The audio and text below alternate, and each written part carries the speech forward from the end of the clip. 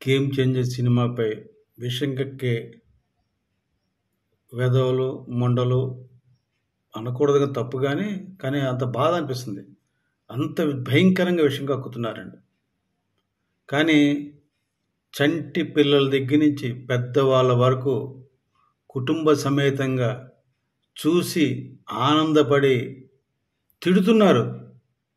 ఎందుకు ఇంత మంచి సినిమాకి బాగుండలేదని, చండాలం అని అంటున్నారని వాళ్ళు అంటుంటే చాలా వాళ్ళకి విలేకరులు యూట్యూబ్ వీడియోలు అడుగుతుంటే వాళ్ళు సమాజంతో ఆశ్చర్యపోతున్నారు. ఎందుకు ఇలా చేస్తున్నారని. ఒక అమ్మాయిని ఒకడు అడిగాడు, ఈ సినిమా బాగుండలేదు కదా అని అంటున్నారు కదా అంటే, వెళ్ళి పుష్ప చూడమని చెప్పింది. అంత చక్కగా చెప్పింది అమ్మాయి సమాధానం. కొంతమంది అయితే నీచాతి నీచంగా మాట్లాడుతున్నారు. తర్వాత ఈ గేమ్ చేంజర్ సినిమా రెండో రోజు సుమారుగా ఒక 100 కోట్లు వసూలు చేసింది. ముఖ్యంగా హిందీలో కానీ, తమిళంలో కానీ, మలయాళంలో కానీ, కన్నడంలో కానీ, ఓవర్సీస్లో కానీ సినిమా అద్భుతంగా మొదటి రోజుతో పోటీపడి రెండో రోజు కూడా అంత మంచి కలెక్షన్స్ రాబట్టింది. మన తెలుగు రాష్ట్రాల్లో మాత్రం ముఖ్యంగా ఆంధ్రప్రదేశ్లో ఫస్ట్ డే బెనిఫిట్ షోలు ఉన్నాయి. ఫస్ట్ బెనిఫిట్ షోకి 600 రూపాయలు చెప్పిన ఆ బెనిఫిట్ షోకి చాలా షోలు పడినాయి. ఆ షోలు లేకపోవడం వలన తర్వాత ఆటలు కూడా మొట్టమొదటి రోజు 6 ఆటలని రెండు రోజు కూడా ఆటలు తగ్గడం వలన కలెక్షన్లు కొంచెం తగ్గినాయి. కొంచెం బాగా డ్రాప్ కనిపించినాయి. అంటే ఫస్ట్ డేతో పోస్తే రెండు రోజులు ఎలాగో తగ్గుతాయి అనుకోండి. కానీ ఎక్కడ సినిమా కలెక్షన్లు ఎక్కడ కాంప్రమైజ్, ప్రతి 80% ఆక్యుపెన్సీతో ఈ పీవీఆర్ కానీ, ఐనాక్స్ కానీ, సినిమాల్స్లో పెద్ద పెద్ద కాంప్లెక్స్లో బ్రహ్మాండంగా షోలు ప్రదర్శించబడుతుంది. జనం బాగా చూస్తున్నారు. ముఖ్యంగా కుటుంబ సమేతంగా వచ్చి చూస్తున్నారు. అది గొప్ప విషయం అన్నది. తర్వాత మన తెలంగాణ హైకోర్టు ఆర్డర్ వలన రేపు 16 నుంచి తెలంగాణలో రేట్లు తగ్గించబట్టే, వాళ్ళు పెంచింది కూడా ఏమి లేదు రేట్లు. మన ఆంధ్రతో పోలిస్తే తక్కువ పెంచారు. మరి అదే పుష్ప సినిమాకి తెలంగాణలో, ఆంధ్రాలో ప్రీమియర్ షోలకి 1300 రూపాయలు షో అండి, ప్రీమియర్ షో. ఇక్కడ గేమ్ చేంజర్కి 600 రూపాయలు, అంతే డబుల్ కన్నా ఎక్కువ. అంత చేస్తే వాళ్ళకి వచ్చింది కలెక్షన్లు వచ్చినాయి. గేమ్ చేంజర్ కలెక్షన్లు వస్తే ఏడుపు రాలేదు అంటే వీళ్ళ సినిమాలకే వస్తాయి కలెక్షన్, ఎవరి సినిమాలకి కలెక్షన్ రావు వీళ్ళకి. ఎంత తప్పుడు ఏదో చూడండి. వీళ్ళకే కలెక్షన్లు వస్తాయి, వీళ్ళ సినిమాలే చూస్తారు, వేరే సినిమాలు కలెక్షన్ రావు. రాయరు, రాస్తే తప్పుడు ఫేకు, వీళ్ళు పెద్ద పోటుగాళ్ళు. అంత చెప్తున్నా కదండి. ఇంత చెత్త ఎదవల్ని, చెత్త ముండల్ని ప్రపంచంలో ఎక్కడ చూడం. ఆంధ్రప్రదేశ్కు ఉన్న దౌర్భాగ్యం అదే. ముఖ్యంగా మెగా ఫ్యామిలీ అంటేనే ఇలా ఏడుస్తారు. ముఖ్యంగా పవన్ కళ్యాణ్ కానీ, రామచరణ్ సినిమాలు వస్తే ఇలా ఏడుపు మొదలు పెడతారు. అంతకుమించి ఏమి లేదు వీళ్ళు. వాళ్ళ బతుకంతా ఏడుపు ఏడుపు ఏడుపు. తెలంగాణలో 16 నుంచి రేట్లు తగ్గిస్తున్నారు.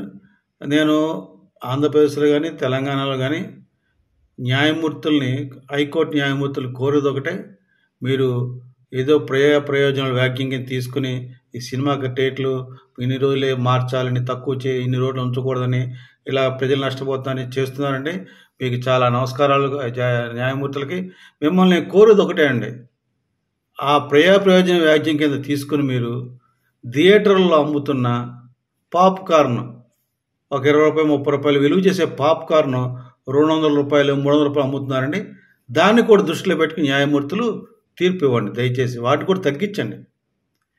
ప్రతిదీ థియేటర్లో అమ్మే ప్రతి వస్తువు 3 రెట్లు 4 రెట్లు విలువతోటి అమ్ముతున్నారండి. అది కూడా దృష్టిలో పెట్టుకోండి. అది తినేది కూడా ప్రజలేనండి. న్యాయమూర్తులు గారు గమనించండి దయచేసి. ప్రయోజన వ్యాఖ్యం తీసుకుని వాటిని కూడా తగ్గించండి. అలాగే ఒక్క మెగా ఫ్యామిలీ హీరోలకే మాత్రం కాకుండా మిగతా హీరోలకు కూడా తగ్గించండి దయచేసి.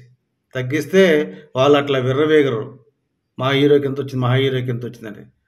మీరు న్యాయం అందరికీ ఒకలాగా ఉండాలండి. అదే మా పవన్ కళ్యాణ్ కోరుతారు. ప్రతి న్యాయం అనేది ఒకటి, ఎవరికైనా ఒకటే. అందుకనే కూటమి ప్రభుత్వం, పవన్ కళ్యాణ్ గారు 600 రూపాయలే పెంచారు ఇక్కడ ఆంధ్రప్రదేశ్లో.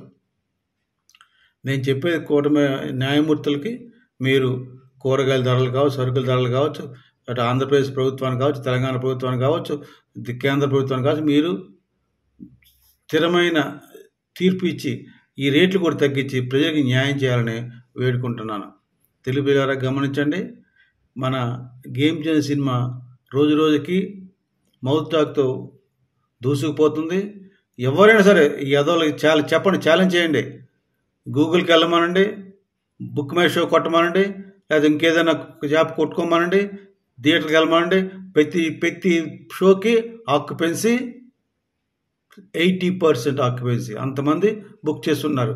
ఖచ్చితంగా షో టైంకి మిగతా కూడా అయిపోతాయండి. ఎందుకు చెప్తున్నా అంటే, ఇంత ధైర్యంగా చెప్తున్నా అంటే కారణం అదేనండి.